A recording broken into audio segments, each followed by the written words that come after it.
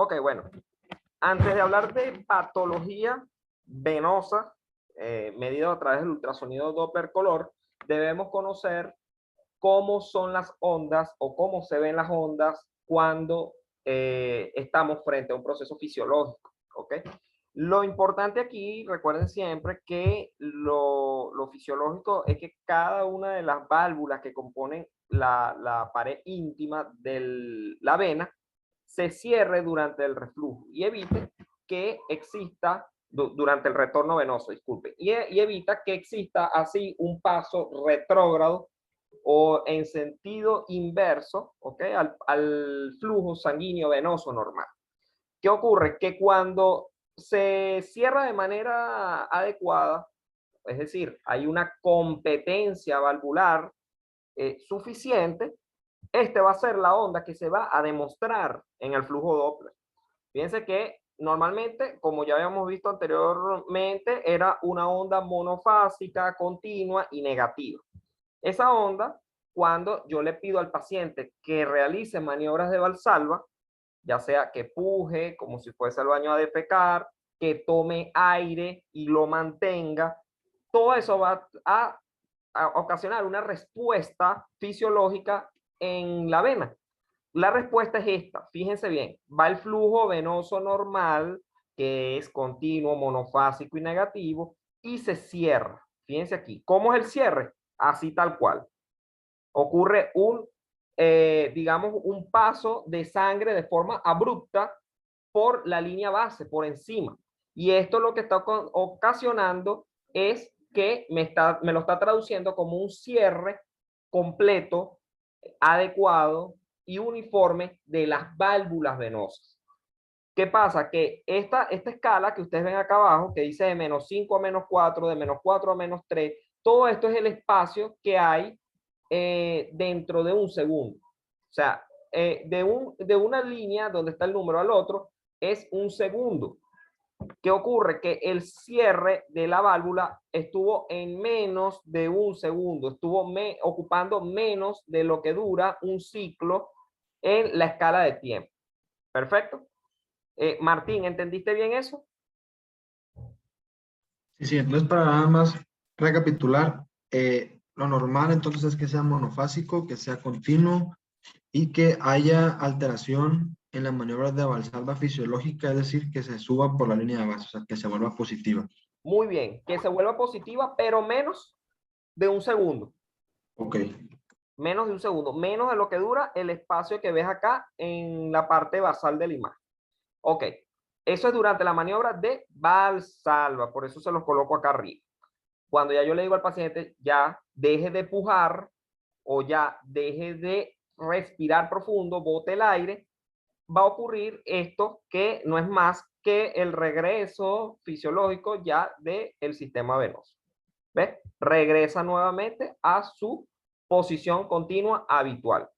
¿Ok? Ahora, entendiendo esto, entendiendo la fisiología, podemos comprender luego cuando hay una patología.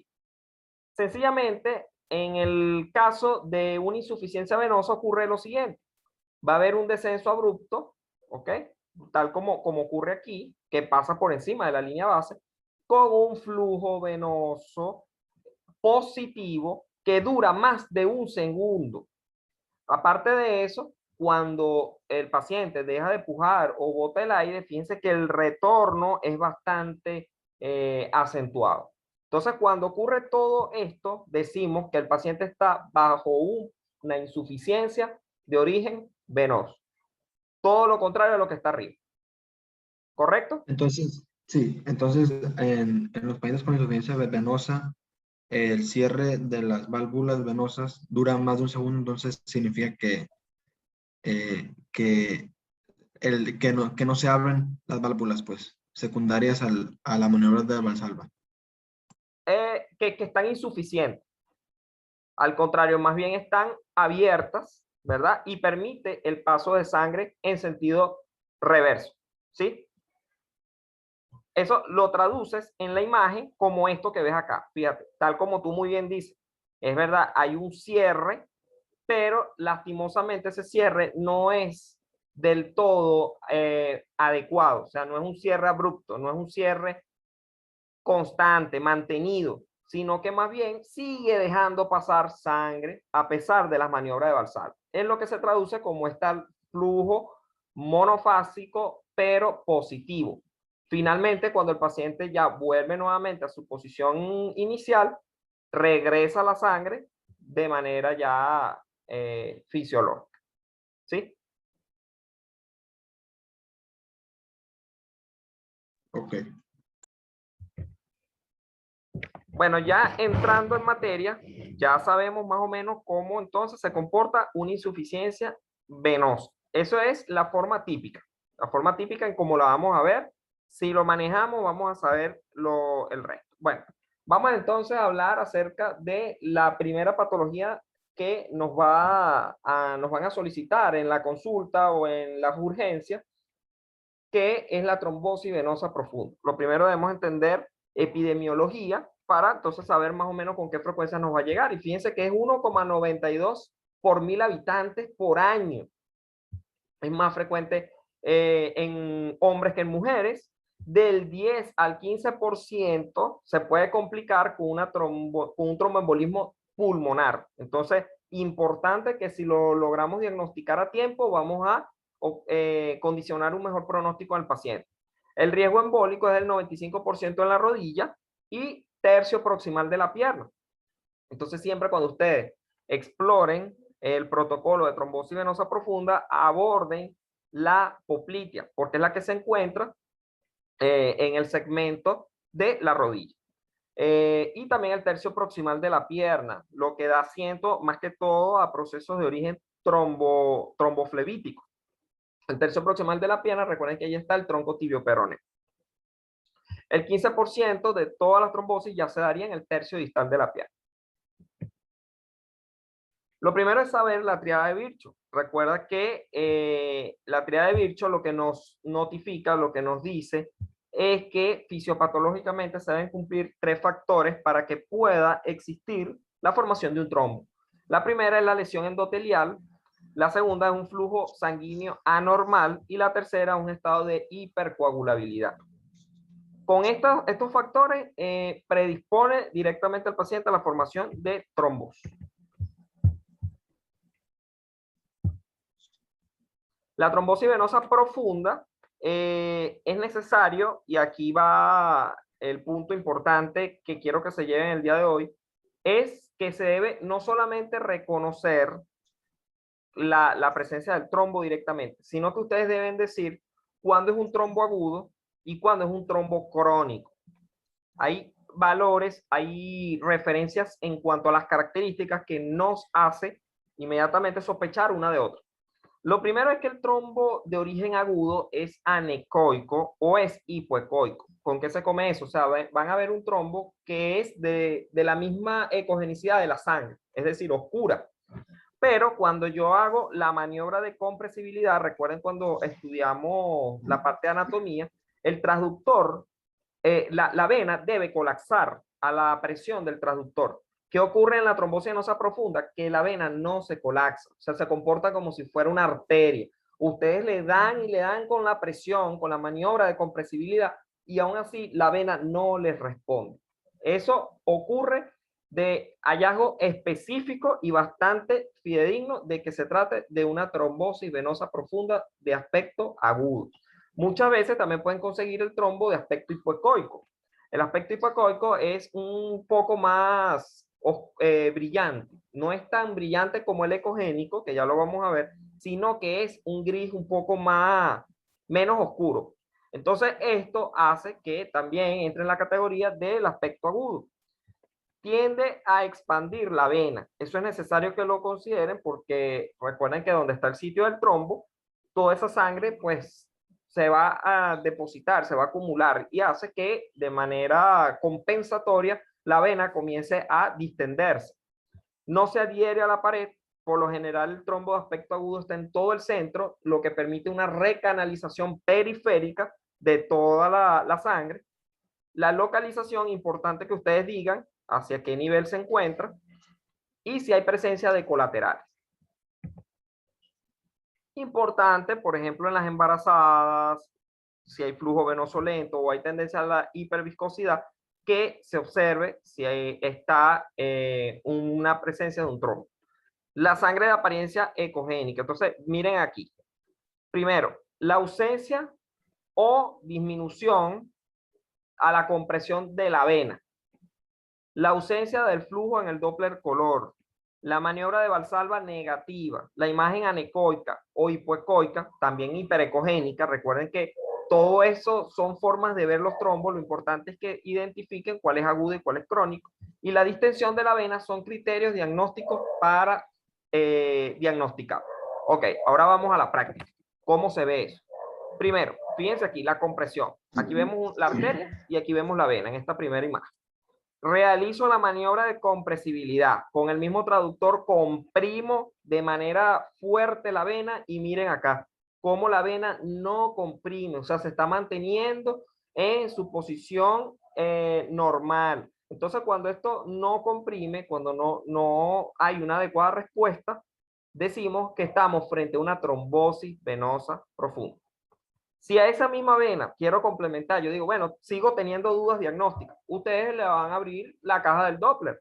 El Doppler color es la cajita que ustedes lo van a ver en los botones del ecógrafo. Es muy fácil de caracterizar porque dice Doppler o sale con un dibujo de un color, y cuando ustedes le den allí y les salga esta caja y se la coloquen al vaso, inmediatamente no va a captar, va a captar la arteria, pero la vena se va a mantener en un silencio de flujo, no hay presencia de flujo. Si le pido al paciente que puje, deje pujar, no va a haber, no, el Valsalva es negativo, o sea, no va a seguir alterado porque no hay presencia de flujo. La imagen, como ya les digo, en este caso, fíjense, se ve una presencia, aquí se ve la imagen tubular, anecoica, sugerente del vaso venoso, ¿sí? Y en el centro se aprecia esta imagen, una imagen bastante heterogénea, irregular, con áreas hipoecoicas y anecoicas en su interior, que ocluye prácticamente toda la luz de la vena y ocasiona una distensibilidad de la misma. Fíjense que el diámetro que hay de aquí a aquí no es el mismo diámetro que hay de aquí a aquí. Esto ocurre porque hay una distensibilidad, hay una distensión que es producto del trombo.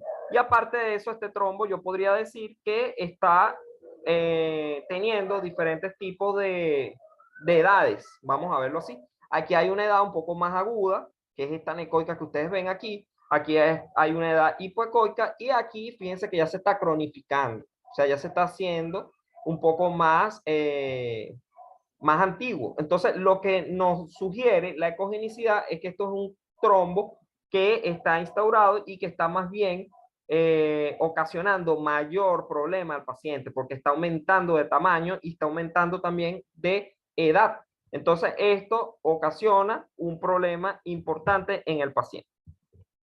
La trombosis venosa crónica es mucho más fácil de diagnosticar porque primero ustedes van a ver que hay una imagen central, fíjense que ya no es tan periférica como la que acabamos de ver. Este es un poco más centrado, ¿ves? Y es un trombo ecogénico, es decir, brillante, como lo ven acá. Hay focos ecogénicos en el lumen venoso y aparte hay un engrosamiento de la pared. Estos son trombos crónicos, son trombos bastante difíciles de disolver. Cuando ustedes realizan el Doppler color, más bien lo que va a conseguir es que la sangre se regrese, o sea, más bien se vuelve como si fuese una arteria. Fíjense cómo capta rojo por donde está circundante el trombo. Obviamente la maniobra de Valsalva no va a tener respuesta, no va a haber tampoco alteraciones a la compresibilidad, o sea, no va a tener una adecuada respuesta a la compresibilidad, sino que más bien no se va a comprimir. Y cuando sea así, les sugiero no realizar tanto la maniobra porque pueden hacer que este trombo se disuelva y pueda migrar o tenga capacidad migratoria. Entonces, tampoco queremos eso en el paciente. Entonces, la diferencia, trombo agudo puede ser anecoico o hipoecoico. Va a tener entonces, aparte de eso, formaciones de colaterales. Trombo crónico es central, fíjense cómo se observa, y aparte ecogénico o hiperecogénico, brillante. Ambas van a tener alteraciones en la maniobra de Valsalva. Ambas van a tener limitación a la compresión con el transductor. Pero la edad del trombo se les va a decir es el aspecto que tenga. Ahora, que formó mucho más colaterales de lo habitual, ustedes pueden decir que eso es crónico. Que aparte de eso, aparte el trombo, bueno, es central, ecogénico, formó colaterales. El paciente tiene más de 8 meses con eso. La clínica también les puede ayudar. Entonces pregunten al paciente, que eso también sería un hallazgo bastante válido. Ok, existe ahora la flegmasia. Está la flegmasia de origen alba dolens y la ceruleal dolens. Esto lo podemos reportar también de forma válida en su informe ecográfico. Y no es más que alteraciones, ya esto es cuando entra un compromiso del árbol arterial, producto de una trombosis. Recuerden siempre que prácticamente, digamos que tiene muchas características similares. Por ejemplo, en la flegmasia alba dolens se le denomina pierna de leche porque mírenla cómo se aprecia. Es un poco más blanquecina que la dolens, ¿sí? En ese caso, hay una oclusión total del sistema venoso profundo. Aquí en este caso, prácticamente todo el sistema venoso está ocluido. El trombo está prácticamente ocasionando un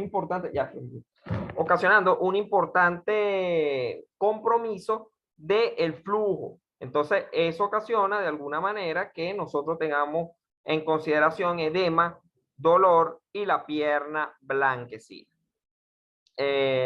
Bueno, recuerden siempre que la flegmasia, sí es verdad, puede ocasionar trastornos de origen arterial, pero se define principalmente en caso de trombosis venosa profunda, las que afectan a las venas ilíacas y a la vena cava inferior. Entonces, en esos casos, siempre traten de explorar los vasos ilíacos.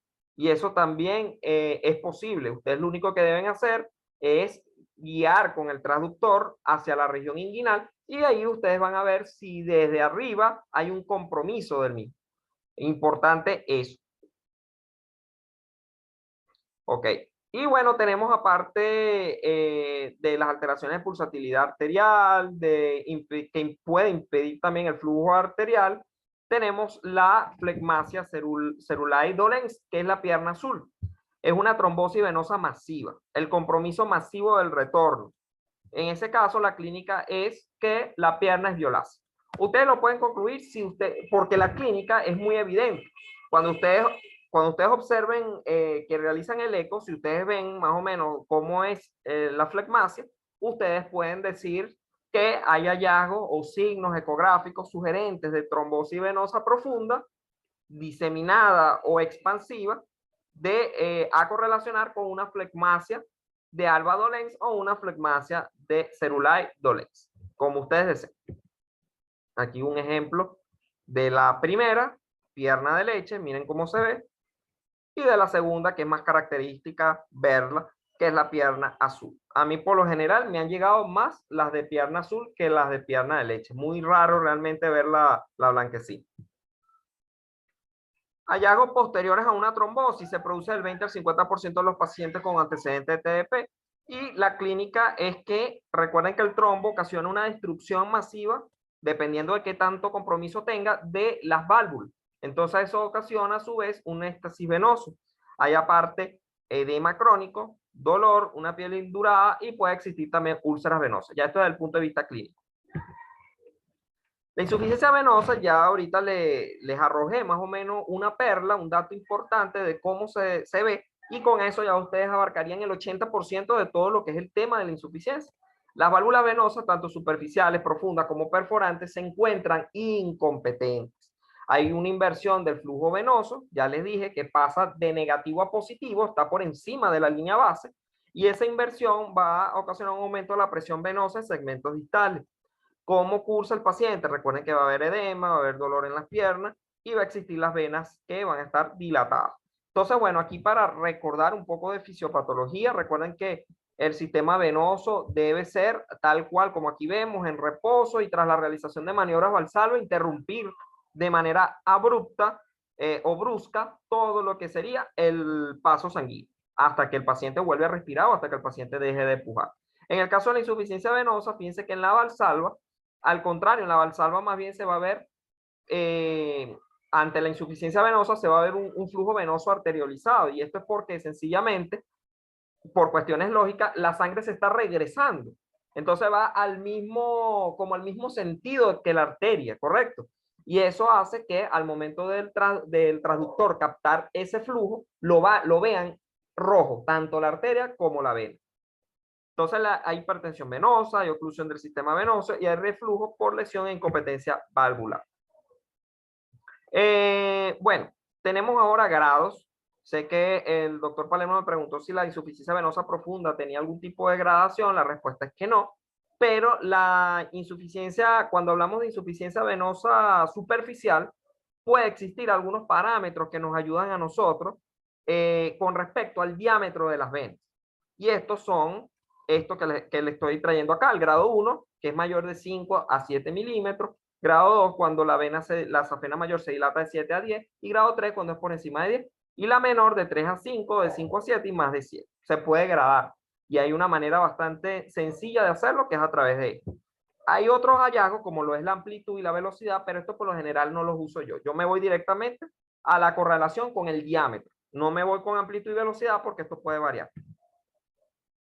Entonces, miren, aquí está la safena mayor con una respuesta bastante importante. Miren cómo el paso prácticamente a la maniobra de Valsalva es igual, o sea, se regresa prácticamente todo, el flujo venoso, y eso lo van a concluir como una insuficiencia venosa a nivel de la safena mayor, ya sea derecha o izquierda.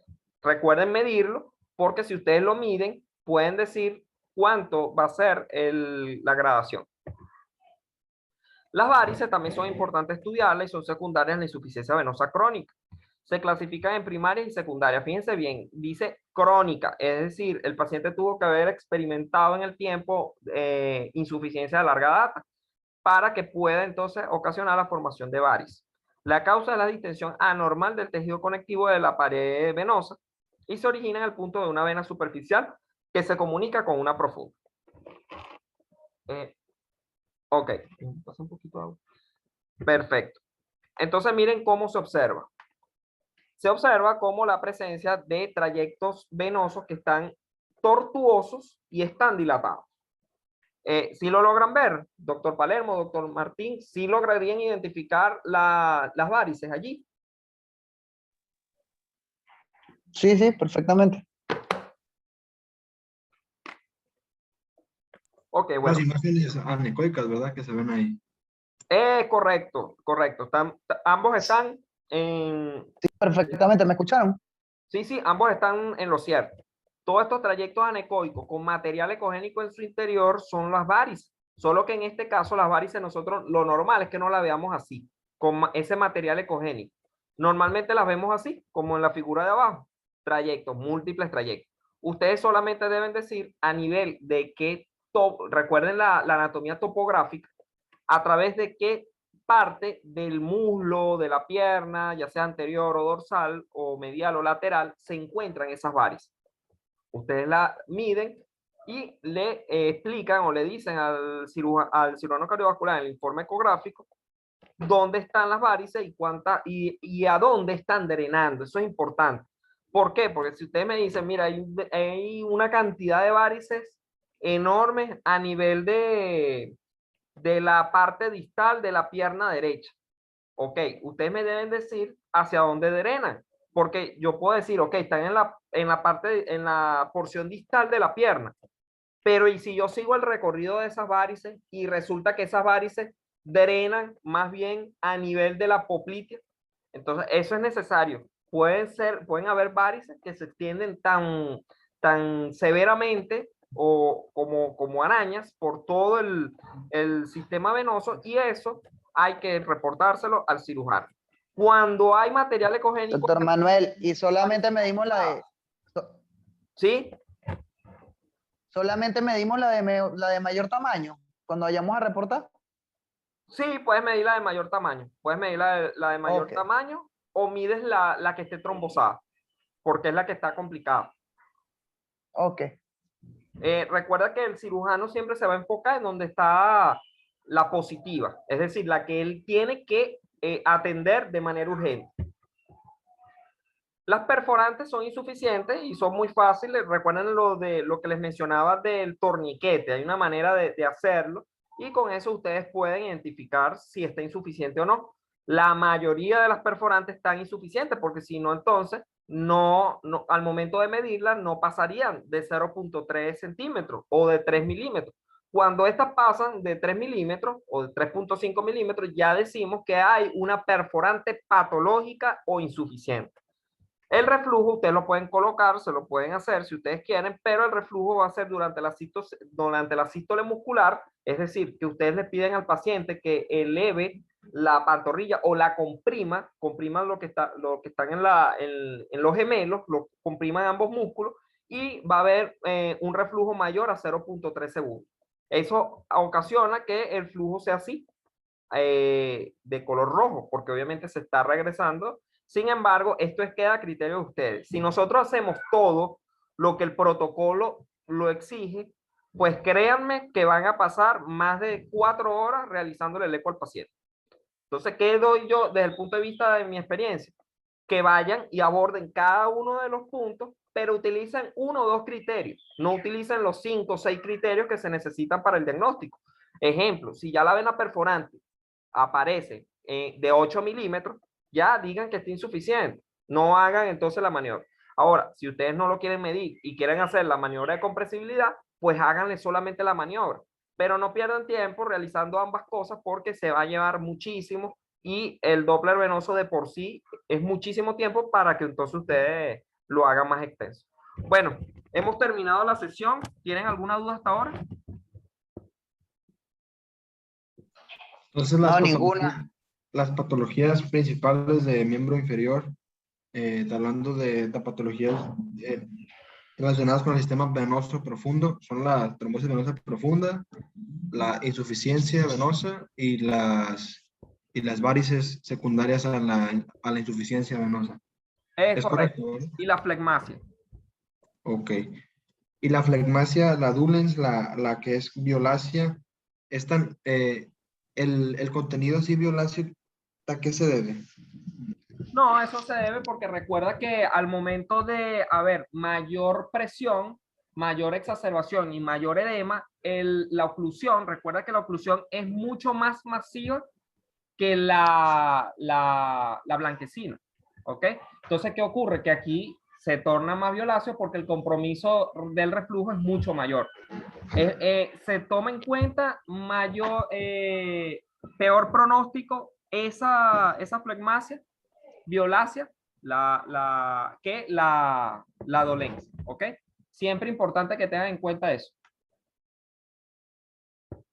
Ok, y en la imagen hiperecogénica en el trombo crónico, ¿es secundaria a la fibrosis del trombo? ¿O a qué se debe? Se vuelve ecogénico porque recuerda que el trombo tiene fibrina. Entonces, mientras Entonces, mayor contenido tenga de fibrina y se haga mucho mayor... estaba ahí corriendo por allá. ¿Cómo? El doctor Palermo mencionó algo. Perdón, estaba hablando tenía el audio encendido, disculpa. Ok. Bueno, que mientras mayor concentración en el tiempo tenga un trombo de fibrina, se va a ver más ecogénico a la ecografía. Entonces, por eso es que cuando un trombo es agudo o es hiperagudo, no lo ves, porque es la misma ecogenicidad de la sangre, está apenas en su proceso de la triada de Virchow y por eso es que está comenzando a instaurarse.